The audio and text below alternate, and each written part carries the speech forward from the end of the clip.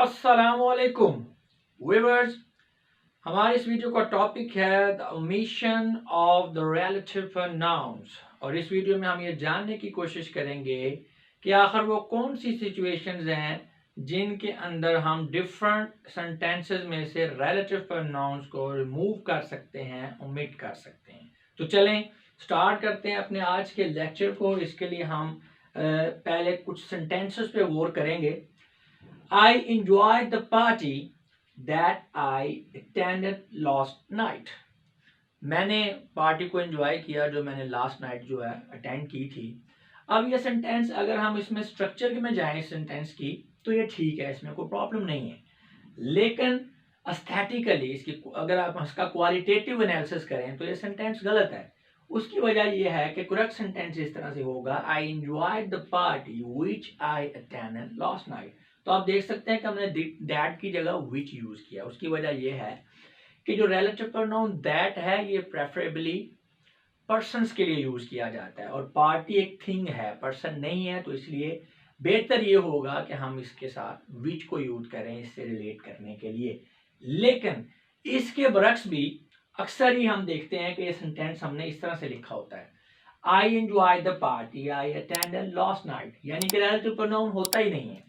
अब इस सेंटेंस का जो मफहूम था इस सेंटेंस का भी वही मफहूम है, कोई इसमें मीनिंग में चेंजिंग नहीं आ रही, कॉन्सेप्ट पूरा क्लियर हो रहा है, मैसेज पूरा सेम टू सेम कन्वे हो रहा है दोनों सेंटेंस में। दूसरे सेंटेंस में हमने रिलेटिव प्रोनाउन विच यूज नहीं किया। उसकी वजह यह है कि एक छोटा सा रूल है, वो रूल ये है, the relative pronoun is generally omitted when it is used in the accusative case।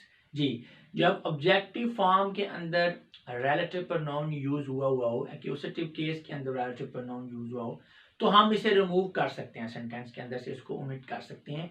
Message जो है हमारा इसके बावजूद भी, इसको ओमिट करने के बावजूद भी पूरा ही कन्वे होता है। तो इसके लिए मजीद हम एग्जाम्पल्स को देखते हैं। दिस इज द की that he found in the park. ये वो की है जो उसने पार्क में तलाश की। अच्छा, यहाँ पे भी पहली तो बात ये कि विच आना चाहिए, दैट के बजाय which he found in the park. तो खैर this is the key he found in the park. जी, अब हमने दैट को या कह लें विच को रिमूव कर दिया। उसकी वजह क्या है? उसकी वजह यह है कि यहाँ पे जो है आपका दैट है वो ऑब्जेक्टिव फॉर्म में यूज हुआ है, एक्यूसेटिव फॉर्म में यूज हुआ है रिलेटिव प्रोनाउन। अब ये कैसे पता चलेगा कि ये एक्यूसेटिव फॉर्म में यूज हुआ है? तो मैंने पहले वाली वीडियोस में आपको बताया था वो रूल कि आपने जो इसका एंटीसीडेंट है उसको मिला के रीड करना है रिलेटिव क्लॉज के साथ। तो अब की जो है वो एंटीसीडेंट है क्योंकि ये की को रिलेट कर रहा है, तो इसके साथ मिला के अगर हम इसको रीड करें की that he found in the park, तो अब इसका मतलब ये है कि सब्जेक्ट जो है इस सेंटेंस के अंदर वो ही बन रहा है। ही जो है सब्जेक्ट है, फाउंड जो है वो वर्क है यानी वर्ब है, जो तलाश करना या पाना ये काम हुआ है, एक्शन हुआ है। और इस एक्शन को रिसीव कौन कर रहा है? की रिसीव कर रही है क्योंकि की को तलाश किया गया है। ठीक है, तो इसका मतलब की क्या है?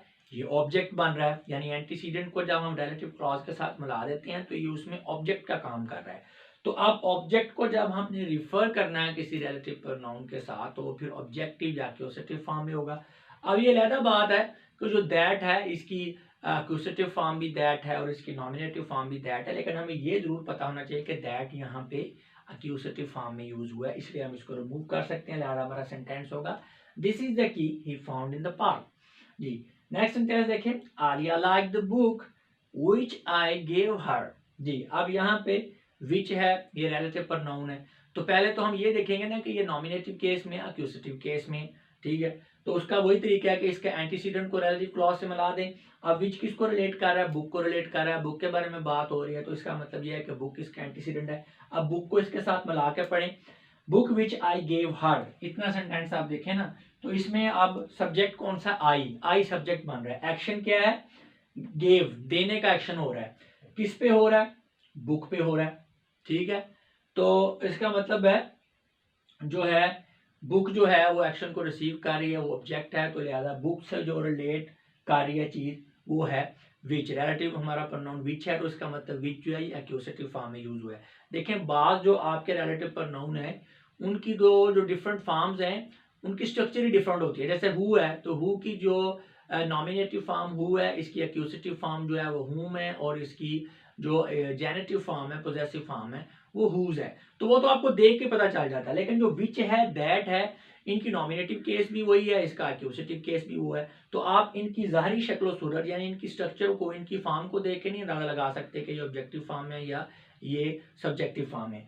आपने सिर्फ यही वाला रूल लगाना पड़ेगा आपको कि एंटीसीडेंट को आप रिलेटिव क्लॉज के साथ मिला के फिर आप देखेंगे कि जो आपका एंटीसीडेंट है वो उस रिलेटिव क्लॉज के लिहाज से वो ऑब्जेक्ट बन रहा है या वो सब्जेक्ट बन रहा है। तो अगर वो ऑब्जेक्ट बन रहा है तो इसका मतलब है आपका रिलेटिव प्रोनाउन एक्यूजेटिव फॉर्म में यूज हुआ है। अगर वो सब्जेक्ट बन रहा है यानी एंटीसीडेंट जो है जब उसको रिलेटिव क्लॉज के साथ मिलाएं तो आपका जो एंटीसीडेंट है वो रिलेटिव क्लॉज में अगर सब्जेक्ट बन रहा है तो इसका मतलब है आपका रिलेटिव प्रोनाउन नॉमिनेटिव केस में या सब्जेक्टिव फॉर्म के अंदर यूज हुआ है। तो यहाँ पे ये अब ऑब्जेक्टिव फॉर्म है तो रूल हमारे पास यही है कि ऑब्जेक्टिव फॉर्म के अंदर यानी एक्यूजेटिव फॉर्म के अंदर अगर आपका रिलेटिव प्रोनाउन यूज हुआ है तो हम उसको रिमूव कर सकते हैं। तो लिहाजा हम सेंटेंस को लिखेंगे Alia like the book I gave हर। ठीक है, ये जस्ट आपके नॉलेज में इजाफा करने के लिए है कि हम रिलेटिव प्रोनाउन को रिमूव भी कर सकते हैं। ये रिमूव करना जरूरी नहीं है, मतलब आपने ये नहीं समझ लेना कि हमने सेंटेंस को इस तरह से लिखना है तो ही वो ठीक होगा, अगर हम रिलेटिव प्रोनाउन के साथ लिखेंगे तो वो गलत होगा। नहीं, ऐसा नहीं है, बल्कि कोशिश आपको यही करनी चाहिए कि आप रिलेटिव प्रोनाउन को लिखें ताकि वो राइटिंग में किसी किस्म का कोई ना समझने में रीडर को प्रॉब्लम ना हो। ठीक है ना, तो ये आपके नॉलेज में इजाफे के लिए आपको बता रहे हैं कि ये रिमूव भी हो सकता है। अगर किसी जगह पे ये नहीं है तो आपकी कॉम्प्रीहेंशन ठीक हो, आपको पता हो कि यहाँ पे रिलेटिव प्रोनाउन आना था, नहीं लिखा गया, आपकी जो अपनी अंडरस्टैंडिंग है सेंटेंसेस की वो ठीक हो, इसलिए आपको ये बात बताई जा रही है। आपने ये नहीं समझ लेना कि रिमूव करना जरूरी है रिलेटिव प्रोनाउन को। जी अच्छा, आपको वो वाली ये तो हमने देखा ना कि हम रिलेटिव प्रोनाउन को कैसे रिमूव कर सकते हैं। तो रिमूव इसी तरीके से कर सकते हैं कि अगर वो एक्यूजेटिव फॉर्म में है तो हम उसे रिमूव कर सकते हैं। अच्छा, अब कुछ सिचुएशंस ऐसी हैं जिसमें रिलेटिव प्रोनाउन को रिमूव करना सेंटेंस को गलत कर देता है। देखिए, मैंने आपको पहले बात बताई है कि आप जो है एक्यूजेटिव फॉर्म में रिलेटिव प्रोनाउन को रिमूव कर सकते हैं, लेकिन ये जरूरी नहीं है, ठीक है, कि आपने रिमूव करना ही करना है। कर सकते हैं या कहीं पे नहीं है तो आपको समझ आ जानी कि ठीक है यहाँ पे आना चाहिए था लेकिन ओमिशन हुआ है यानी रिमूव किया हुआ है रिलेटिव प्रोनाउन को। लेकिन इसके बरक्स बात सिचुएशन ऐसी है कि उनमें रिलेटिव प्रोनाउन को लिखना जरूरी है। अगर वहां से आप रिलेटिव प्रोनाउन को रिमूव कर देंगे तो सेंटेंस आपका गलत हो जाएगा। जी, वो आप सिचुएशन देखते हैं। पहली तो बात यह है कि अगर हम बात करें स्पोकन लैंग्वेज और रिटन लैंग्वेज की तो ये omission of the relative pronoun है, ये रिटन लैंग्वेज में अमूमन नहीं होता। ओल्डर इंग्लिश में होता था, ठीक है, या पोइट्री में होता है। तो आमतौर पे रिटन जो लैंग्वेज है जब आप लिख रहे हैं तो आपने कोशिश करनी है कि आप ना ही रिमूव करें। ठीक है, हाँ, स्पोकन लैंग्वेज में हो जाता है। स्पोकन लैंग्वेज में जो ग्रामेटिकल रूल्स हैं वो इतने हम स्ट्रिक्टली उनको फॉलो नहीं करते। स्पोकन लैंग्वेज में हमारा मेन जो मकसद होता है कि हमने अपने मैसेज को इफेक्टिवली कन्वे करना है। जो पिक्चर हमारे माइंड में बनी हुई है हम वर्बली वही पिक्चर अगले बंदे के माइंड में अगर ठीक तरीके से बना पा रहे हैं तो इट्स ओके। ग्रामर आपकी गलत भी है तो काम चल सकता है, लेकिन रिटर्न में आपका एक्सप्रेशन जो है वो अप टू द मार्क होना चाहिए, बिल्कुल ठीक होना चाहिए। इसलिए स्पोकन लैंग्वेज में थोड़ी सी फ्लेक्सिबिलिटी है कि आप इसमें से अगर आपने रिलेटिव प्रोनाउन को नहीं भी यूज किया, बात की समझ आ रही है तो इट्स ओके, लेकिन रिटन लैंग्वेज में बहुत ऐसा काम होता है कि हम रिलेटिव प्रोनाउन को यूज ना करें। जी, ये एक तो बात ये होगी। दूसरी बात ये है a relative pronoun with the preposition before it can not be dropped. जी, ये बड़ी इंपॉर्टेंट बात है। अगर रिलेटिव प्रोनाउन से पहले कोई प्रीपोजिशन यूज हुआ है सेंटेंस के अंदर तो आप कभी भी रिलेटिव प्रोनाउन को रिमूव नहीं करेंगे सेंटेंस में। अगर ऐसी सिचुएशन में आप रिलेटिव प्रोनाउन को रिमूव करेंगे तो सेंटेंस आपका गलत हो जाएगा। एग्जांपल्स देखेंगे तो क्लियर हो जाएगी ये पॉइंट आपको। This is the boy with home I am very Frank. ये वो लड़का है जिससे मैं बड़ा फ्रैंक हूं। अब ये देखें ना, विद जो है ये प्रीपोजिशन होम से पहले आ गया। अब अगर आप यहाँ पे होम ना लिखें, this is the boy with I am very Frank, तो ये देखें आपको नजर आ रहा है कि सेंस ही नहीं बन रही सेंटेंस की ना, अजीब लग रहा है सुनने में भी। This is the boy with I am very Frank, इसका मतलब है कि विद जब आ गया है, प्रीपोजिशन आ गया है रिलेटिव प्रोनाउन से पहले, तो आप इसको रिमूव नहीं कर सकते। This is the boy with whom I am very Frank, ये आपका सेंटेंस सही होगा। लेकिन अगर आप ये लिखेंगे this is the boy with I am very Frank, तो ये आपका सेंटेंस गलत होगा। नेक्स्ट देखें, this is the hostel in which I live, ये वो हॉस्टल है जिसमें मैं रहता हूँ। अब यहाँ पे भी आप देख सकते हैं कि रिलेटिव प्रोनाउन विच से पहले आपका प्रीपोजिशन इन यूज हुआ है। अब यहाँ पे आप रिलेटिव प्रोनाउन को रिमूव नहीं कर सकते। अगर आप इसको रिमूव करेंगे तो ये आपका गलत हो जाएगा, ठीक है ना। तो इसलिए इसको यहाँ पे यूज करना जरूरी है। जी, तो हाँ, हम इसको इन सेंटेंसेस को थोड़ा सा मॉडिफाई करके ठीक है, हम रिलेटिव प्रोनाउन को जो है वो यूज कर सकते हैं। वो इस तरह से कि the relative pronoun can be drop with the preposition placed after the verb।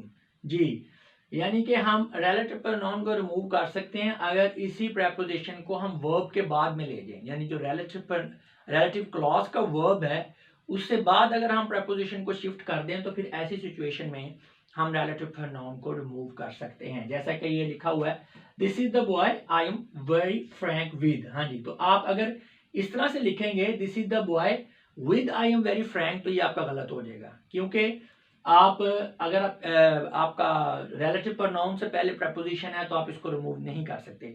लेकिन अगर आप इसको रिमूव करना चाहते हैं तो फिर इसका तरीका यह है कि आप ये जो preposition है इसको आखिर में ले जाएं, ठीक है, वर्ब के बाद में ले जाएं, फिर आप रिलेटिव प्रोनाउन को रिमूव कर सकते हैं। तो हमने अब यहाँ पे ये whom को रिमूव करना है, तो हम सेंटेंस को इस तरह से बनवाएंगे, this is the boy I am very Frank with.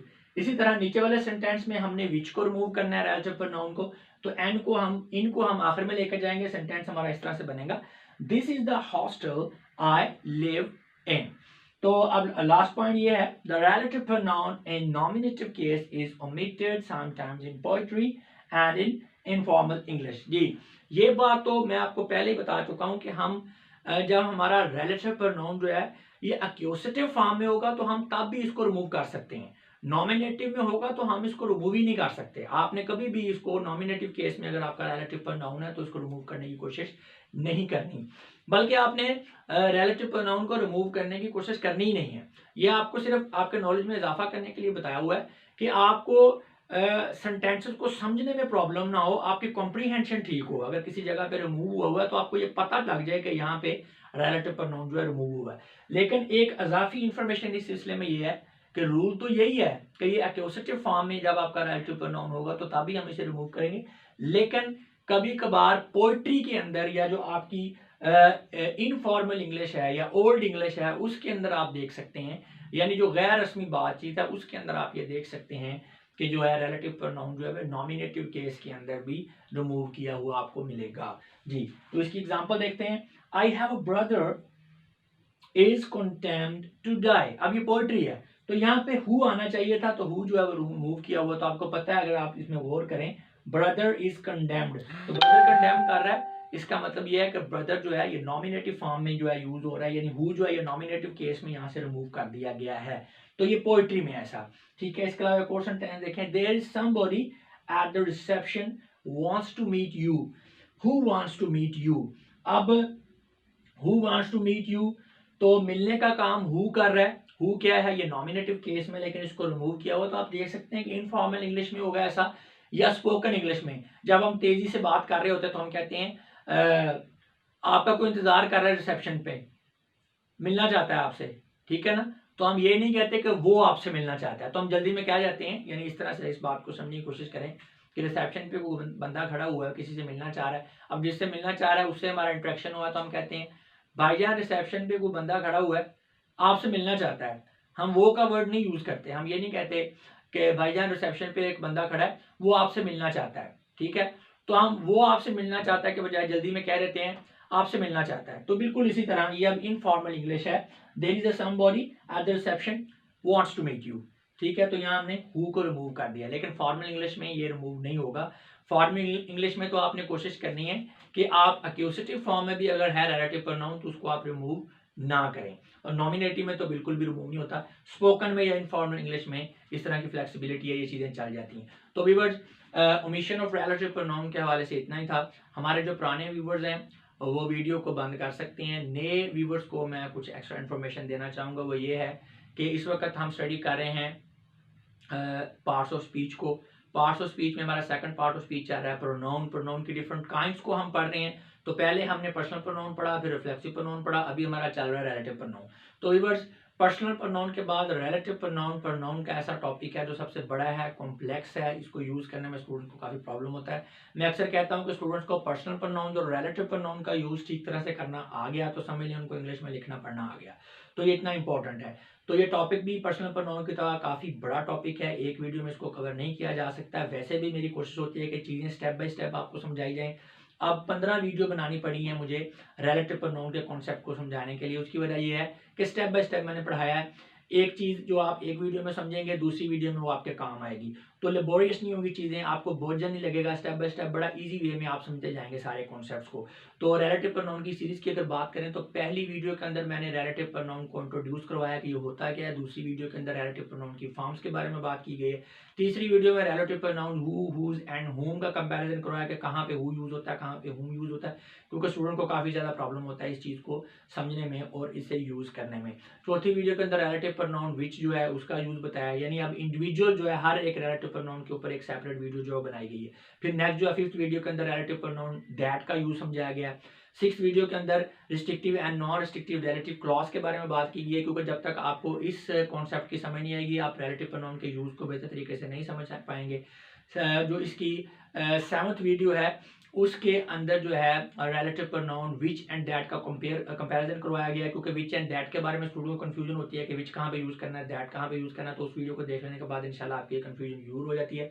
उसके बाद जो एट्थ वीडियो है इसमें रिलेटिव प्रोनाउन व्हाट जो है उसका यूज़ जो है सिखाया गया है। नेक्स्ट वीडियो के अंदर जो है रिलेटिव प्रोनाउन एज के बारे में, यानी वर्ड एज जो है ये रिलेटिव प्रोनाउन के तौर पर कैसे यूज़ होता है। फिर हमने ये देखा कि जो वर्ड बट है वो रिलेटिव प्रोनाउन के तौर पर कैसे यूज होता है। अब 11th वीडियो चल रही है, इसमें हमने omission of the relative pronoun को समझा है। ये 11th वीडियो थी रिलेटिव प्रोनाउन की। इसके बाद जो नेक्स्ट 12th वीडियो है उसमें हम ओमिशन ऑफ द एंटीसीडेंट देखेंगे कि रिलेटिव प्रोनाउन के एंटीसीडेंट को हम किस सिचुएशन में रिमूव कर सकते हैं। 13th वीडियो में हम देखेंगे कि जो रिलेटिव प्रोनाउन है ये अपने एंटीसीडेंट के साथ किस तरह से एग्री करता है, यानी agreement of the relative pronoun with its antecedent. जो 14th वीडियो है उसमें रिलेटिव प्रोनाउन की पोजीशन को डिस्कस करेंगे। जो आखिरी वीडियो है 15th टेक्स्ट वीडियो, उसके अंदर हम कंपाउंड रिलेटिव प्रोनाउन को समझने की कोशिश करेंगे कि वो क्या होते हैं और कैसे यूज होते हैं। उसके बाद तकरीबन 3, 4 या 5 वीडियो जो हैं वो करेक्शन ऑफ एरर्स वाली एक्सरसाइजेज हैं एंड प्रैक्टिस एक्सरसाइजेज हैं, ताकि इस टॉपिक में आपने जो पढ़ा है उसकी आपकी असेसमेंट भी हो जाए और आप उस पर काफ़ी ज़्यादा प्रैक्टिस भी कर लें, ताकि हर हवाले से आपको इस टॉपिक के पूरे कॉन्सेप्ट्स क्लियर हो जाएं। तो व्यूअर्स, अगर तो आप सिर्फ ये बात सीखना चाह रहे थे कि हमने omission of the relative pronoun कहाँ पे और कैसे होता है, तो मेरा ख्याल है इस वीडियो के बाद आपका ये कॉन्सेप्ट अच्छी तरह से क्लियर हो चुका होगा। अगर आप रिलेटिव प्रोनाउन के टॉपिक को मुकम्मल तौर पर समझना चाहते हैं तो आपको फिर ये 15 से 20 जो वीडियोस हैं सारी की सारी देखना पड़ेगी। थोड़ी सी हेक्टिक जॉब है, लेकिन ये बात याद रखिएगा कि टॉपिक भी ऐसा ही है कि इसे हेक्टिकली आप करेंगे तो ही ये आपको ठीक तरीके से इसकी समझ आएगी। शॉर्ट वीडियोस के चक्कर में ना पड़ा करें, कम मटेरियल के चक्कर में ना पड़ा करें, क्योंकि उसमें टाइम आपका ज़्यादा वेस्ट हो जाता है। जब वो टॉपिक पूरा कवर नहीं हो रहा होता तो आपको डिफरेंट चैनल्स पर जाना पड़ता है, डिफरेंट बुक्स को स्टडी करना पड़ता है। लेकिन यहाँ पे इंशाल्लाह मेरे जो चैनल है इसके ऊपर आके आप जिस टॉपिक को भी पढ़ेंगे वो इतना कॉम्प्रीहेंसिवली समझाया जाएगा कि आपको ज़रूरत नहीं पड़ेगी कि उसको समझने के लिए मजीद आपको किसी और चैनल पे या आपको किसी और बुक को स्टडी करना पड़े, क्योंकि मैं काफ़ी ज़्यादा रिसर्च करके जो अपने लेक्चर्स को ऑर्गेनाइज करता हूँ। तो अब तक के जो वीडियो थी उसके अंदर इतना ही था। अब मैं आप लोगों से इजाज़त चाहूँगा। अपना बहुत सा ख्याल रखिएगा। आपकी स्मारतों का बहुत बहुत शुक्रिया। खुदा हाफिज़।